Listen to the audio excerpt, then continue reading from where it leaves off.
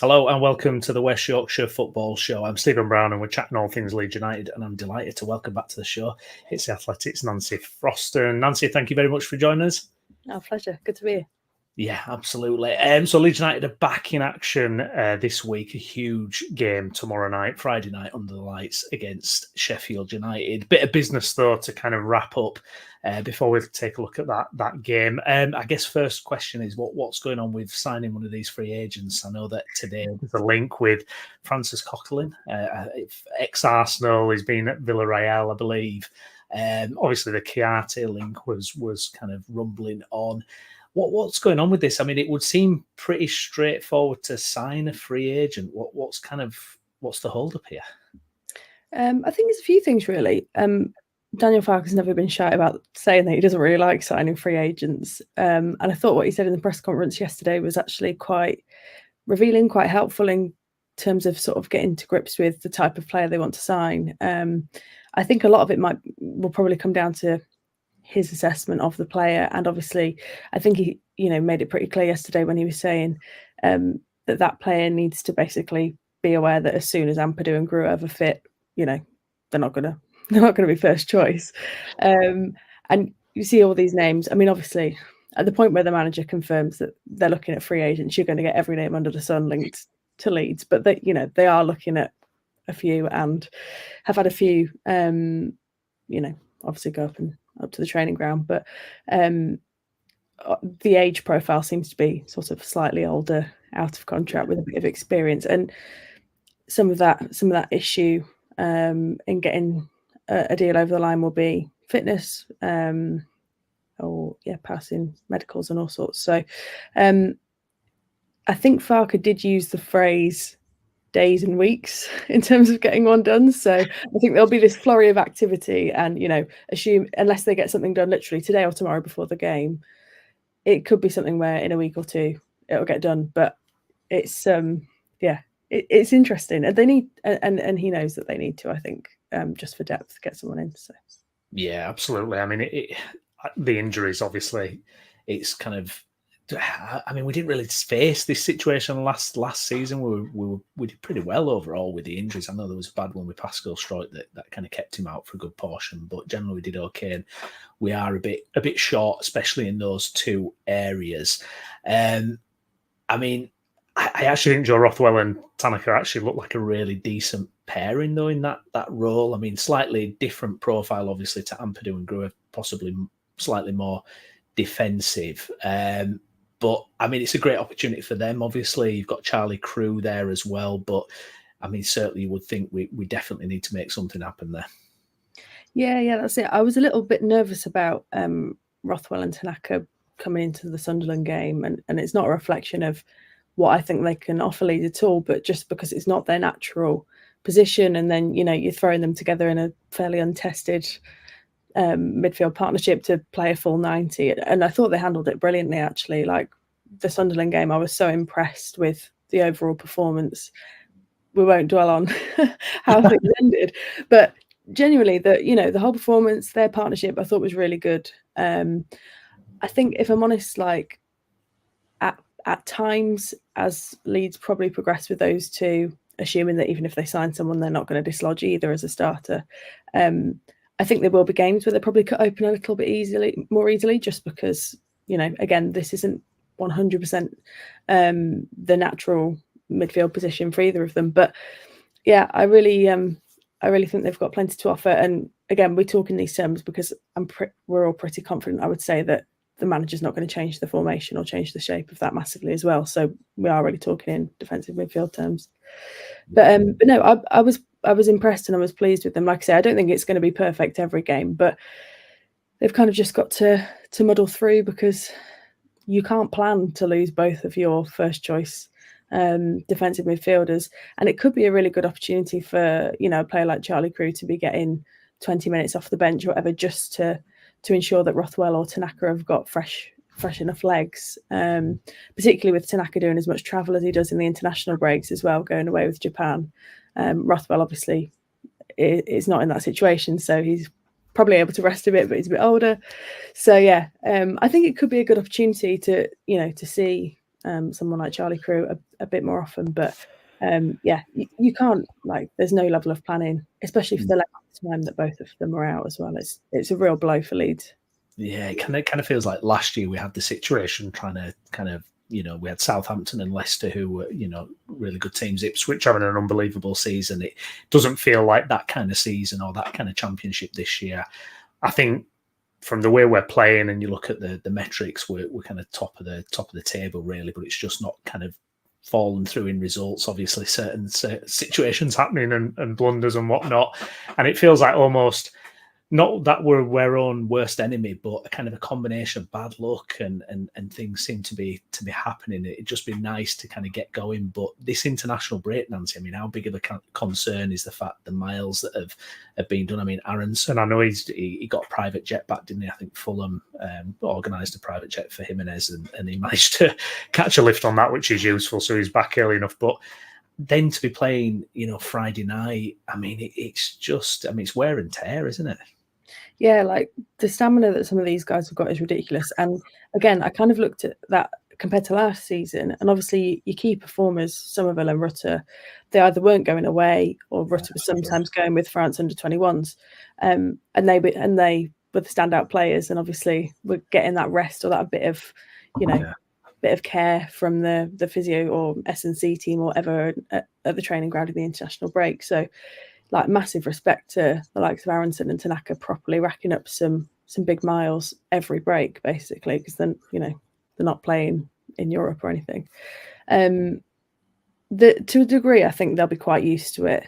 I guess you probably get used to that rhythm or sleeping on planes or, things like that, which might not come naturally to everyone. But yeah, it'd be a great effort. Like to see Aronson, well, both of them, probably if you're putting your first choice 11 down, you'd want both of them to start on Friday night. But it is wild considering, they've been playing so far away this week. And I think that's a concern for Farkery, mentioned it yesterday. And having 12 away on international duty, I'm pretty sure there won't be another championship team with 12, senior, like pretty much first team or starters or subs that are going away every break. So getting them all back like fit is probably a miracle each time.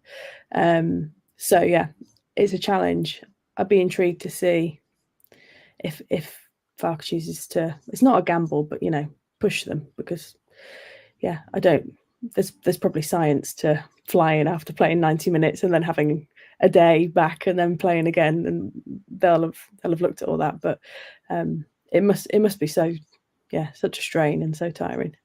Yeah, I mean, it's the luck of scheduling or the bad luck. I mean, even when we had to play Norwich and Sunderland away from home in the same week, 3 days apart. I mean, it's things like that in my kind of like paranoid Leeds United head, I'm like, oh my God, this is going to stop us from going up, because things like this that are just out of our control just seem to be kind of hurting us. I mean, what has hurt us as well, obviously we're not going to dwell on it because there's been a lot of talk about it. You did a great article as well, kind of, I think you chatted to Rob Green, weren't you, about how can Meslier kind of come back from this. Obviously that's the one of the big talking points in the fan base now is what happens next with Meslier. I mean, I don't think there's any kind of sense that Farke's going to drop him or anything like that. But I mean, how kind of bigger impact is that, and where do you go from there? I mean, Jay on our show, he made a great point saying that he doesn't make mistakes like this really, Meslier. If you look at kind of his career at Leeds, he doesn't make those kind of mistakes. It's more shots he should save, that kind of thing. I mean, how much is this going to play on his mind really going forward? And I guess there's not much you can do, is there? Just hope that he recovers, really. Yeah, it was really helpful to talk to a couple of ex-pros about it and kind of what goes through your head, because I think most of us probably have opinions on goalkeepers, but a lot of us aren't mad enough to ever have tried playing in goal. So, I'm always cautious of having a pop at keepers too much, just because it's unlike any other position. And like you say, I know Meslier does come in for a bit of criticism, and it's probably fair to have a discussion sometimes about that. But this type of mistake just isn't that common for him, or hasn't been that common for him.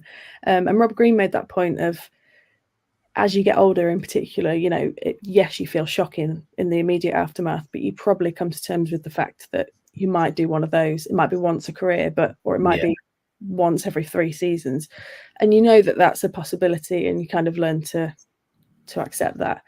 And hearing him talk about it was really interesting. I mean, he sort of dropped in to conversation like, "Oh, I made a mistake in the World Cup," and I thought that was a really low key way of just mentioning what was really maybe the worst day of his career. I don't know, but he'd probably be able to, say if it was or it wasn't. But I think the trickiest thing for Meslier has probably been the break, because all he'll have wanted to do is get back out. But both the keepers that I spoke to in that article, they just said, like, you've got to get through it minute by minute, do the basics. Yes, he'll probably be nervous, when they're walking out, but I think he strikes me as quite a confident guy, and he should be confident because he's got the backing of the manager. And at no point do I expect him to be dropped, ahead of Friday, just because it's not something that I think Farke would do. I don't think that's his style anyway. But I don't quite think it's enough to disrupt the rhythm or that relationship that he'll have built with the back. As well. So it's tough. It's really tough. But I think the best thing that can happen is he has a good first 20 minutes. People get behind him a bit, and he'll be all right. Yeah, absolutely. And it's one of those things, I guess, when you're not that active because your team's pretty dominant on the ball, and it's not necessarily concentration's down, but it's like those small moments become so important, and it just kind of it gets trickier. Some better news then for Leeds on the fitness front. Dan James, Manor Solomon have returned from injury. Manor Solomon's an interesting one because obviously he's been unavailable for a few weeks, and it raises eyebrows because we knew what his injury record was, before he signed. So a big boost having him back, and obviously Dan James, who, has performed really well at this level for Leeds over the last year. Yeah, both of them, I think, all contribute plenty. The Solomon Ramazani debate's going to be quite fun because I think they've both been really good when they've been on the pitch. So obviously Ramazani's provided the goals in a couple of games, but I think if it was me, I'd be inclined to take it steady with Solomon, particularly given his injury record. Whilst Ramazani's seems to be playing pretty well and riding out the physicality well, which I know Farke mentioned as like a little bit of a concern was how Ramazani might find it at the Championship, or just needing to build that resilience up a little bit. But no, both of them offer plenty. Like, it's always good to have Dan James available and either coming off the bench and running the team a bit ragged, or popping up with a late goal or something, or starting. So I like it. It's good competition. It probably gives you that versatility as well. Then if, for example, you want to give Aronson a rest after the international break, could you drop Nonto in there and then start James on the right? Like, it just offers up a bit more, doesn't it? And getting wingers in was something they wanted to do in the summer, and then you lose two. So I think it's good. It gives Farke plenty of options, either to change up the starting lineup or off the bench.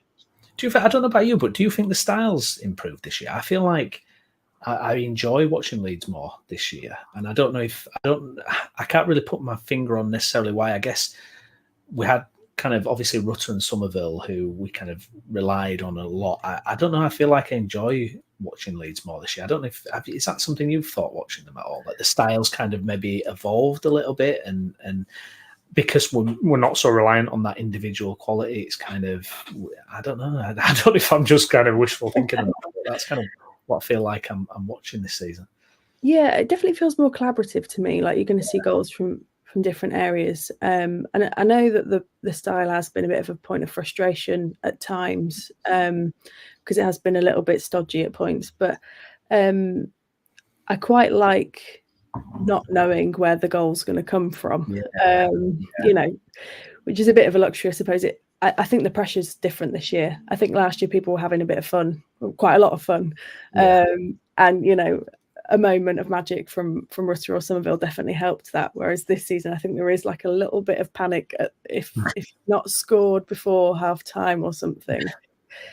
It's just like it's always there. I think it's just like under the surface. But yeah, I quite like I guess the versatility of all the attacking players and not knowing where the goals are going to come from. So yeah, I think I don't know if it's been more entertaining, just entertaining in a different way to last season. I wouldn't mind if they had a couple of comprehensive wins just to sort of get on a run. But I think, the fact that people were having a bit of a grumble, there were a couple of sort of stodgy games at the start of the season, and yet Leeds are still in a good position, probably speaks to like what the Championship is going to be like this year. So if Leeds do put a run together, then I think they could easily, sort of pull away at the top. But we saw Pirro start obviously the last game over Joseph, and he scored, and his record for goals this season, Pirro, has been excellent.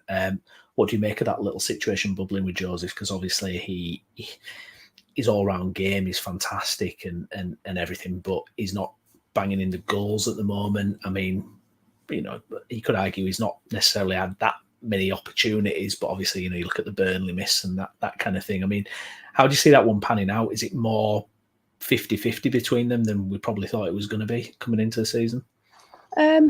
I still think Joseph's the starter. I think he brings more, like you say, his all-round game is very good. I think he obviously drops deep and does that link up and brings in the players around him slightly better than maybe Peru does.